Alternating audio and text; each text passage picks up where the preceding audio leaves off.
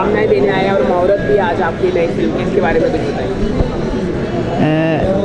मेरी दिल से शुभकामना है एक्शन राजा के लिए। यश जी एक अच्छे एक्टर हैं।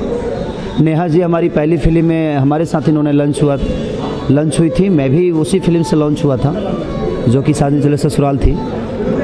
और दोनों अच्छे एक्टर हैं और ये बैनर बहुत अच्छा है जो कि काफ़ी खर्चा किए इन्होंने। डायरेक्टर बहुत अच्छे हैं, सुलझे हुए हैं संजय जी। तो मेरी दिल से शुभकामना है इस फिल्म के लिए कि ये एक मिसाल कायम करे भोजपुरी इंडस्ट्री में, एक ऐसी कायम करे कि हाँ जिसने कभी नहीं कोई फिल्म नहीं किया हो। मेरी दिल से शुभकामना है। इसके अलावा आपको कोई अपकमिंग प्रोजेक्ट? इनकमिंग प्रोजेक्ट इधर लाइन में है, इनको भी आ जाने दो बाबू, सब तुम ही पूछोगे। आइए आप ही कुछ पूछ लीजिए।